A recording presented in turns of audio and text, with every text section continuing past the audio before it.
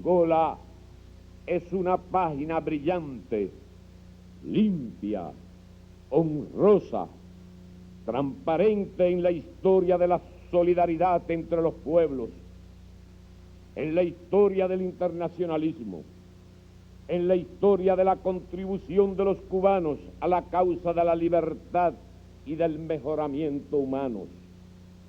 Angola es también, por todo ello, un jalón en la propia historia de Cuba.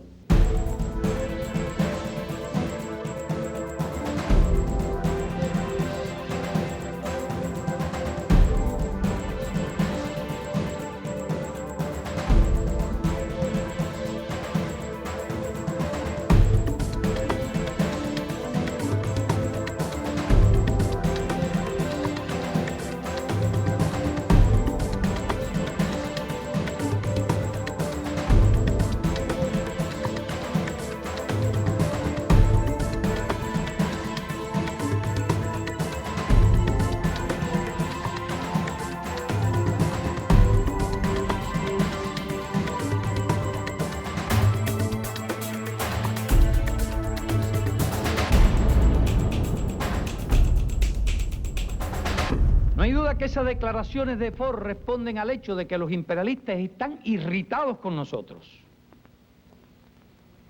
¿Y por qué están irritados? Porque lo tenían todo planeado para apoderarse de Angola antes del 11 de noviembre.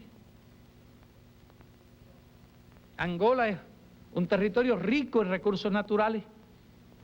Cabinda tiene grandes recursos petroleros, una de las provincias de Angola. El país es rico en minerales, diamantes, cobre, hierro. Esa es una de las razones por las que los imperialistas quieren apoderarse de Angola. En aquel entonces, Angola se convirtió en uno de los retos más trascendentales que ha tenido Cuba en todos los tiempos. Muchos cubanos consideran a la gesta internacionalista en Angola como el aporte más significativo de su país a la humanidad. En cuanto a solidaridad con la lucha de pueblos hermanos, ha sido el acontecimiento más sublime y espectacular de la Revolución cubana. Para el tercer mundo fue una auténtica prueba de apoyo y lealtad sin precedentes a la lucha de los africanos por sus plenos derechos. Ya una ayuda material concreta. Esa se produce porque el Che hace un periplo por África. Recordarán que el Che está en la ONU, en diciembre habla en la ONU. El Che se entrevista con el presidente, el primer ministro del país, Macemba Deba se llama el presidente, y el presidente Macemba Deba pide a Cuba una ayuda militar, porque ellos temen que el gobierno de enfrente, el gobierno de Chombe, Mobutu, Casabú, donde hay además 1000 mercenarios blancos apoyándolos, con aviones norteamericanos y con aviones de guerra piloteados por contrarrevolucionarios cubanos de Miami, ataque al Congo-Brazzaville, que es un país con menos de 1 millón de habitantes, con un ejército pequeño de 700 hombres, y que apoya a los lumumbistas, y que muchos lumumbistas habían cruzado el río y tenían campamento en el Congo-Brazzaville. La misión que teníamos era como reserva de la columna de Che, de la columna 1. No se dio que tuviéramos que ir allá a encontrarnos con el Che. Entonces se nos dio la tarea de entrenar también a la milicia congolesa. Cumplimos esa tarea, entrenamos bastantes compañeros congoleses de la milicia, conocimos muchos jefes de allí, conocimos compañeros en esos momentos que era angolano, como digamos Agostino Neto, lo conocimos allí, a Lucio Lara, Ico Carreira y otros compañeros angolanos que estaban allí en el Congo-Brazzaville.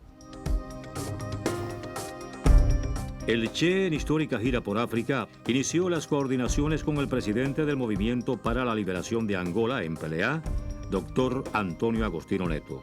Neto le pide al Che una petición muy modesta, 6 compañeros durante 6 meses, para que actúen en el frente de Cabinda, que le llamaban el segundo frente, porque el primer frente era una guerrilla que se había organizado cuando asaltan los cuarteles en el 61, los sobrevivientes de aquel asalto, que es un revés, van a Nahuangongo, a 100 kilómetros más o menos al norte de Luanda, y crean ahí un frente guerrillero que desde entonces existía, desde el 61. Pero bueno, el segundo frente era fronterizo, con Cabinda es fronteriza con el Congo Brazzaville y con el Congo Leopoldville. No es fronteriza con el resto de Angola, como ustedes saben, es un enclave. Y por lo tanto ahí se facilitaba, teniendo como retaguardia al Congo, entrar, salir y meter los guerrilleros, armarlos, abastecerlos, etcétera, etcétera. Y existía un grupo guerrillero del MPLA en Cabinda.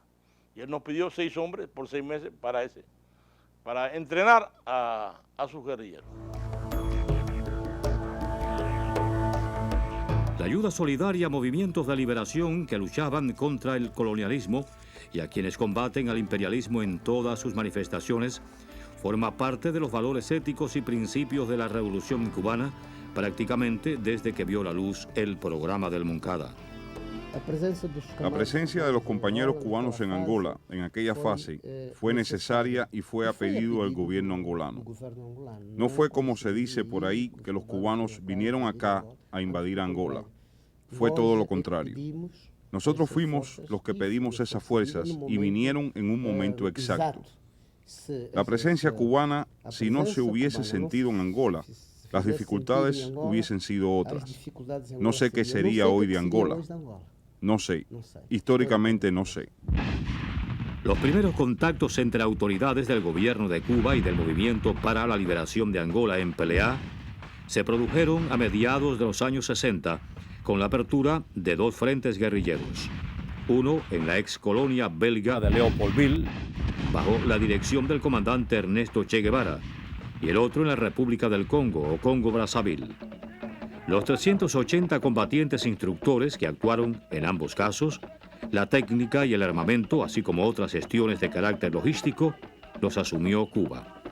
Fue en esta etapa en que aparecieron los primeros cubanos, que tuvieron contacto con la dirección de movimiento, con el presidente Agostino Neto y otros dirigentes del MPLA que todavía están vivos. Fue una etapa que recordamos con mucha nostalgia.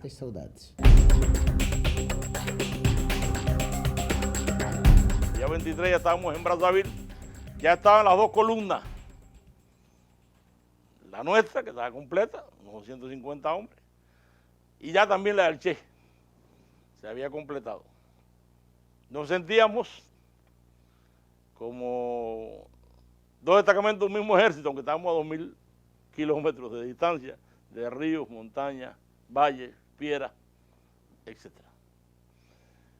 Allí, de los primeros hombres que llegaron, de los 10 primeros ya se le dieron a Neto 6 para Cabinda, encabezado por el capitán Moracén. Yo tenía mi misión y entonces yo fui con mi grupito, fuimos para la guerrilla. Despertó conmigo en aquel entonces mucho cariño realmente por ellos, porque el pueblo angolano es un pueblo noble, un pueblo muy cariñoso, un pueblo que realmente quería su independencia y abrazaban mucho las ideas de Agustino Neto. Allí se inventó una leyenda de que nosotros éramos angolanos y como teníamos que éramos negritos también, teníamos la característica, es una leyenda de que éramos angolanos y que nos habíamos emigrado jóvenes para la isla Fernando Po y que por eso hablábamos español y entonces nos escogieron a cada uno una región. La región que a mí me escogieron fue en el sur. Pues yo soy natural de Chivía, la región le decían en aquel entonces que era de la provincia de Huila. Y mi nombre es Humberto Vázquez Mancebo, que todavía conservo mi identidad y todas esas cosas angolanas en ese sentido. Em 1965, eu vou a Brazzaville. En 1965 yo fui para Brazzaville para incorporarme a un grupo de más de 100 compañeros. Num grupo composto por cerca de 100 y tal camaradas, fomos para o centro de instrucción. En el centro de instrucción de Madibú. En ese centro de instrucción de Madibú, los instructores que nos encontramos eran compañeros cubanos. En portugués, camaradas cubanos. Uno de los que dirigía a esos instructores en aquellos tiempos era el capitán Humberto, actualmente el general Moracén. Angola fue el escenario idóneo para un hecho insólito por su magnitud. Los cubanos participarían de forma decisiva durante 26 años en la erradicación del colonialismo y del apartheid por su presencia física en tierra africana. Un solo comentario del compañero que venía conmigo de Cárdenas, que me dijo, ¿te diste cuenta que todos somos negros? Y nos mirábamos y decíamos, bueno, ¿a dónde estoy lucha en Santo Domingo? ¿Qué puedo hacer? A esperar.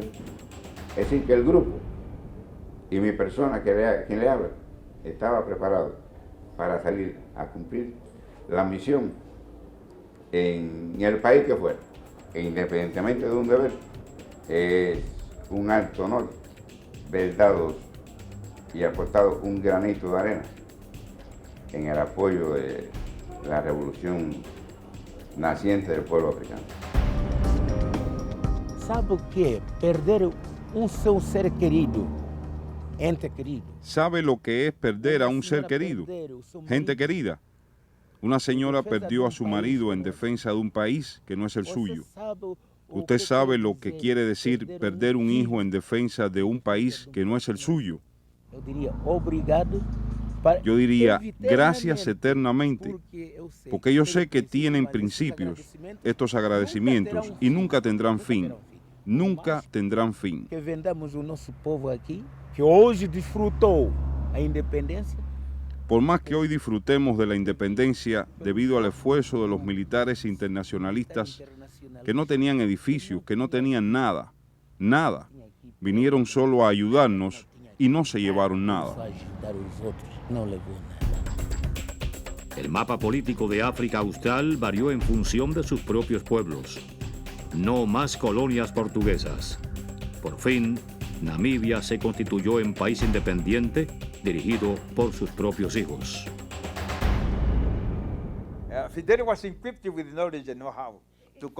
Fidel contaba con el conocimiento para combatir a los colonialistas y brindarnos el apoyo en la lucha contra el colonialismo, donde quiera que se encontrase en el continente africano. Ello condujo a la liberación total de África. Ningún escritor verdadero puede escribir acerca de la liberación de África sin mencionar a la República de Cuba y del liderazgo revolucionario del compañero Fidel Castro. Ningún escritor verdadero. Sí, África está aquí, ya es libre, gracias a los sacrificios. Rhodesia, con su segregación racial, dejó de ser un enclave de blancos para convertirse en el Zimbabue de los africanos. Y Sudáfrica, del país más condenado y excluido por la comunidad internacional por su segregación racial, se erigió en sepulcro del apartheid a finales del pasado siglo.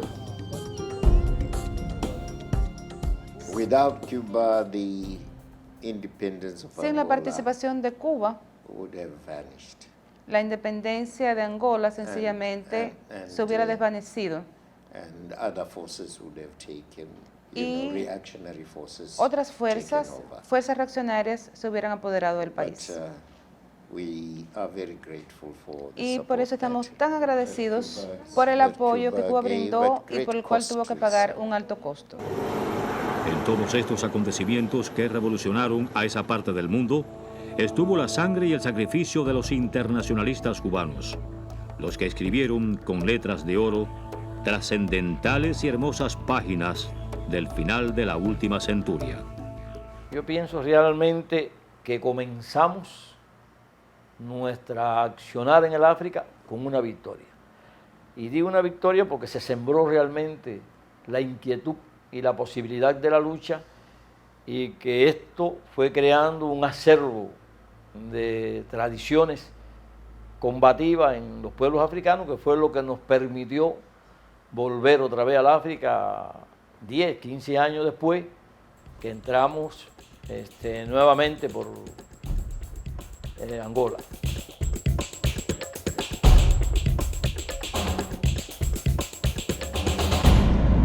Todos hemos triunfado en Angola, los angolanos, los que pelearon por Angola y los cubanos también. Y por eso creo que los compañeros nuestros de nuestra columna que murieron heroicamente. Y se vio el fruto de su sangre en la victoria de Angola, en la victoria de Namibia, en la victoria de Guinea-Bissau, que es uno de los países que se menciona muy poco en la lucha guerrillera, y donde tuvieron cerca de 400 compañeros cubanos. Lo que pasa es que fueron en distintas etapas y no fueron los 400 los 100 juntos. Y donde murieron 8 compañeros cubanos combatiendo heroicamente contra los portugueses. Es que es parte de la historia de la lucha internacionalista nuestra. Por eso yo creo que Angola es el fruto real y digno de la victoria que necesitaba. El Che hubiese estado muy contento con esa victoria de Angola, seguro, sin duda ninguna.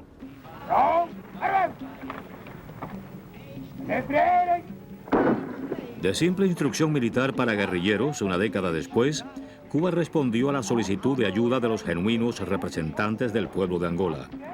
Durante los 15 años de presencia física en aquella nación africana, todo un torrente humano de más de 250.000 de hijos de la tierra cubana conformó uno de los legados más hermosos en la historia reciente. Fue Argüelles, que fue el primero que fue a la solicitud del empleado, del compañero Neto, en esa carta que le hace desde Dar es Salaam en Tanzania, al final del 74. Le hace el Partido Comunista Cubano,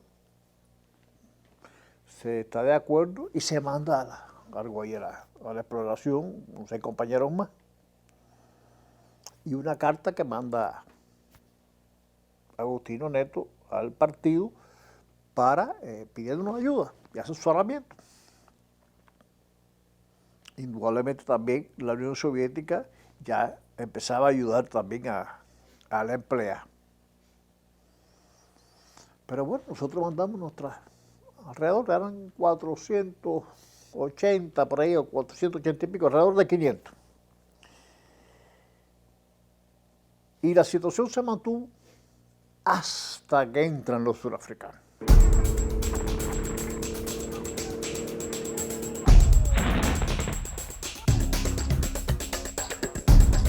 Reflexionar sobre Angola siempre será un reto. El surgimiento de ese país como Estado independiente tuvo coyunturas muy especiales. Para los cubanos se convirtió en un acontecimiento verdaderamente de masas. Un fenómeno que tocó a la mayoría de los habitantes de Cuba. Fue un tema presente en cada hogar de la isla. El Che, o sea, Tato, crea un tipo de pelotón suicida, que nombró de jefe de este pelotón a Martín Chivá y le dijo a Chivá que escogiera a quién él iba a ser el segundo de él. Entonces Chivá me escogió a mí. Al enfermarse Chivá, entonces yo pasé a cumplir las misiones de este pelotoncito. Misiones de reconocimiento un poquito en profundidad, misiones de rescate de un polvorín que se rescató allí. Y ahí estuvimos, y después estuvimos bien cerca de él ya durante de todo el tiempo que duró. Formaba casi que parte del pelotoncito que tenía, que estaba Pombo, estaba Tuma, bueno, éramos 4 y yo. Se formó un batallón llamado Patricio Lumumba, que era la reserva combativa del comandante Ernesto Che Guevara, que estaba en el este del otro Congo. Allí tuve vínculo con varios dirigentes de ese país y con dirigentes angolanos. Conocimos a Agustín Neto.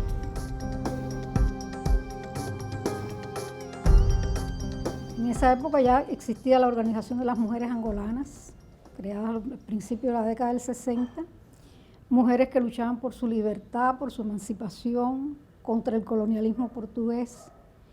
Y todas esas vivencias las fui adquiriendo en el contacto con estas guerrilleras que tuve la ocasión de entrevistar y que después, en mi posterior estadía en Angola, pues pude profundizar en la historia del destacamento, de cuál había sido su destino, su trayectoria, sus peripecias, su tragedia, porque tuvo muchos percances para llegar a la primera región, y en ese intento las muchachas fueron detenidas, fueron apresadas, estuvieron presas y después las asesinaron. Fueron consideradas al triunfo de la revolución en Angola heroínas del pueblo angolano.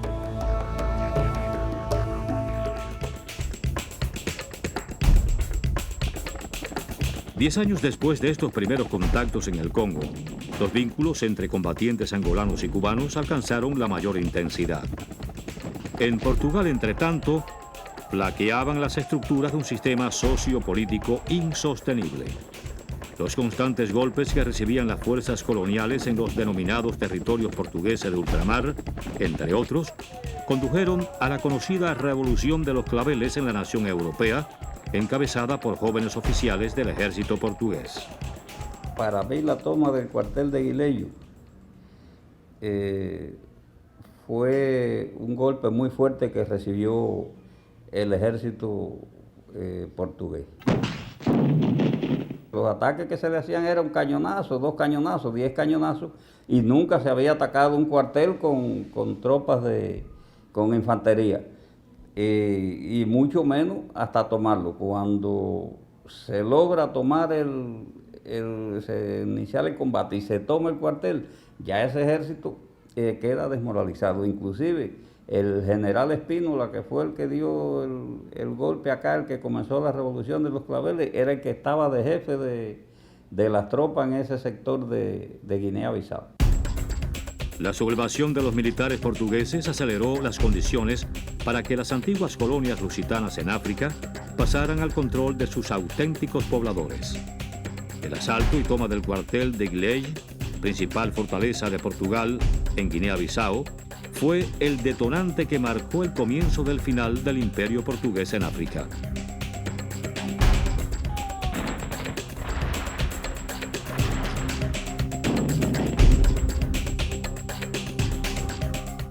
Fuerzas coligadas do imperialismo. Las fuerzas ligadas al imperialismo en aquellos tiempos, aliados a estas fuerzas coligadas do imperialismo, con Estados Unidos de América a la cabeza y otros países occidentales, aliados a África del Sur, y vamos a llamar en aquel entonces los lacayos angolanos. En el sur, la UNITA, con Savimbi a la cabeza. En el norte, Holden Roberto, con el FNLA, decidieron impedir la proclamación de independencia el 11 de noviembre de 1975 en Luanda. Y desarrollar una ofensiva militar. Las fuerzas conjuntas sudafricanas y de la UNITA penetraron por Cunene. A partir de Calueque, tomaron Lubango, Benguela y de ahí proseguir. Y las fuerzas zairenses partieron desde el norte, también para sofocar la independencia en esa misma fecha. Y aunque fueron los angolanos, con liderazgo de la MPLA, los que resolvieron sus diferencias internas tras 27 años de guerra civil, en 1975, la independencia se esfumaba ante el empuje y las amenazas de fuerzas del exterior. Tal situación ponía al descubierto los móviles de cada uno de los 3 movimientos políticos angolanos. La respuesta fue inmediata. La respuesta fue inmediata. Y fue determinante. Y fue determinante. Porque fue con esa colaboración con los internacionalistas cubanos que respondieron rápidamente que conjuntamente con las FAPLA, que eran nuestras Fuerzas Armadas, conseguimos hacer frente a 2 ejércitos. El ejército zairense, que apoyaba al FNLA, fue parado aquí en Kifangondo, donde los compañeros cubanos y angolanos estaban presentes. Y el ejército sudafricano fue parado en la provincia de Kwanza Sur, en el río Kebe. Conseguimos impedir que los 2 ejércitos llegasen, y así, en la medianoche del 10 para el 11, el presidente Agostinho Neto proclamó la independencia de Angola. Finalizaba 1975 y ante el peligro inminente de que se frustraran 2 décadas de lucha del MPLA y las amenazas del desmembramiento del naciente país, la máxima dirección del partido y del Estado cubanos aprueba la ayuda solicitada por el doctor Agostino Neto, fundador del Movimiento para la Liberación de Angola, y se pone en marcha la Operación Carlota. Algunos imperialistas se preguntan ¿por qué ayudamos a los angoleños? ¿Qué intereses tenemos nosotros allí? Ellos están acostumbrados a pensar que cuando un país hace algo es porque está buscando petróleo, o cobre, o diamante, o algún recurso natural. No, nosotros no buscamos ningún interés material y los imperialistas es lógico que no lo entiendan. Porque se guían por criterios exclusivamente chauvinistas, nacionalistas, egoístas. Estamos cumpliendo un elemental deber internacionalista cuando ayudamos al pueblo de Angola.